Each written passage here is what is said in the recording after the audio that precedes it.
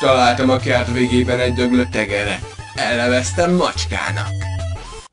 Nélküled folyrút a világ, hidegek a nyári éjszakák. Hát te meg mit csinálsz? Csak nem pszichoterrornak próbálsz kitenni? Elvesztettem a kontaktlencsém. Nem láttad valahol, Eda? Hé, azt a szart levehetnéd a szádról, akkor talán jobban értenénk, mit mondasz. Az a szája, te idióta! Ja? Bocs.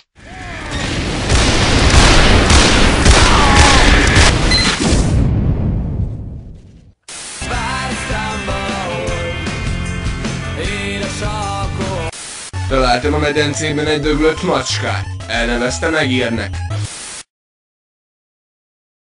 Mit szólnál ahhoz, ha egy fél üveg ásványvizet elcserélnénk másfél borotválját egy doboz ketchupért doboz nélkül, Eda kimonójáért és egy alig használt sörnyitóért?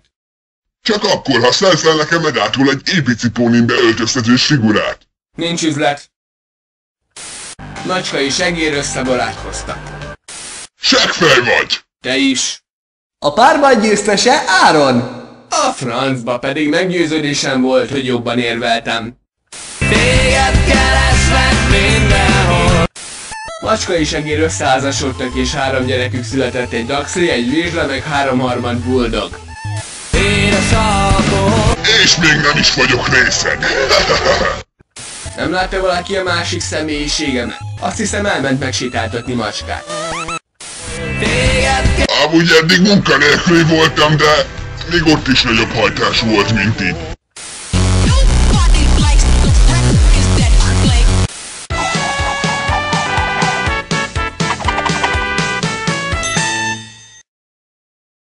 Tények következnek, amiről még én sem akarok beszélni. Gyerekek, a legoknak 2 oldaluk van, könyörgöm, ne akarjatok ilyen szöveggel csajozni. Badd meg!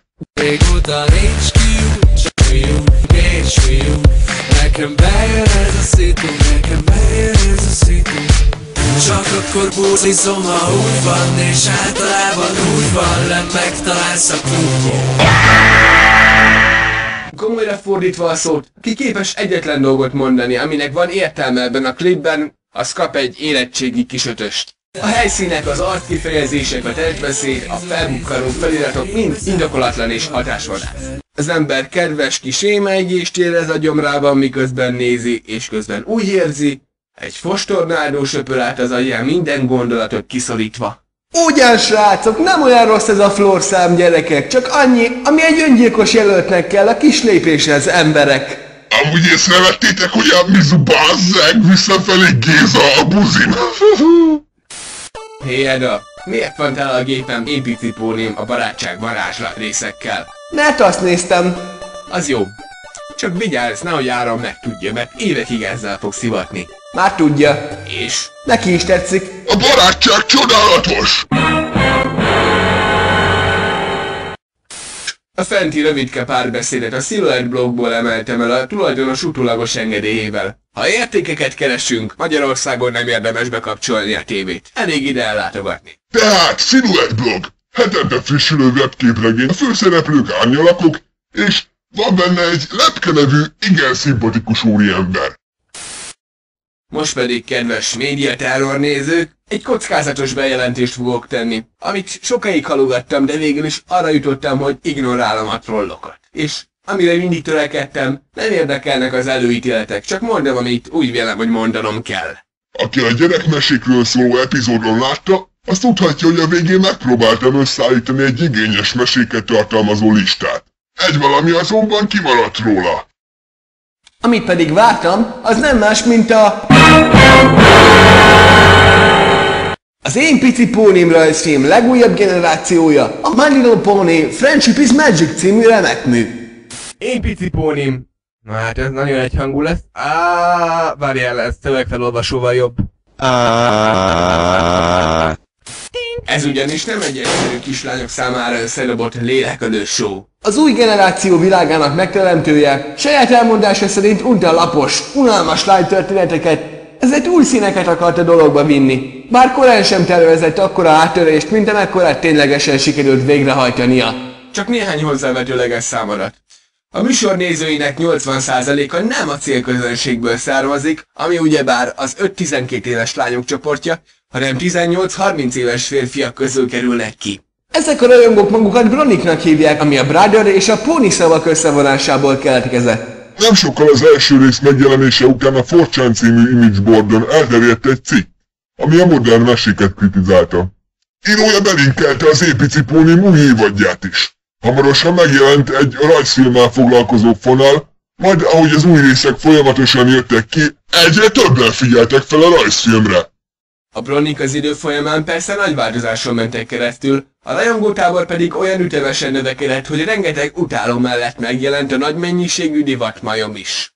Ezzel sajnos máig számolni kell. Bár mindkettő ugyanazzal a két betűvel kezdődik. Ha meghallom, hogy valaki politikát kever a pónikba, akkor máfinokkal és luftballonokkal fogom megölni. De milyen értékeket vélek felfedezni én az Én Pici Pónimban? Zene! Winter, winter, let's finish our holidays here. Winter, 'cause tomorrow spring is here. Winter, 'cause tomorrow spring is here. 'Cause tomorrow spring is here. Nem férfiasabbak, mint Justin Bieber! Karakterek! Let's go! Let's not? Hát jobban énekelnek, mint Justin Bieber! A történet! Meg nem Justin Bieber! Leszel le végre Justin Bieberről, idióta! We are victorious! Blood for Celestia!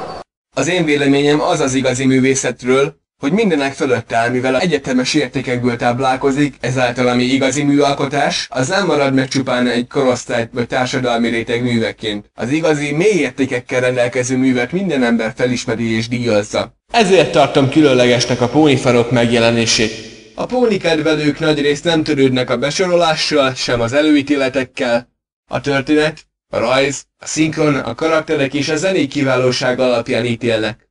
Méghozzá teljesen hétköznapi egyszerű emberek, mint te és én. Ha belegondolunk, egy ilyen hatás jót tenne nálunk. Úgy vélem bizonyos, széles rétegeknél nagyon csak dívik, hogy előbb leszólnak valamit, és csak utána nézik meg mi az. Örvendenék tehát, ha néhányan végre innen is a felszín alá néznének. Nem is szaporítom tovább a szót, íme! Itt van a sorozat első két része, magyar felirattal, Enormous Macintosh-ról voltából. A mesének egyelőre nem létezik magyar változata, de ha sikerül Mekkel és Rikával egyeztetnünk, akkor talán néhány dalnak elkészítjük a magyar változatát. A póni nézéshez és a rengeteg máfihoz pedig jó étvágyat kívánunk!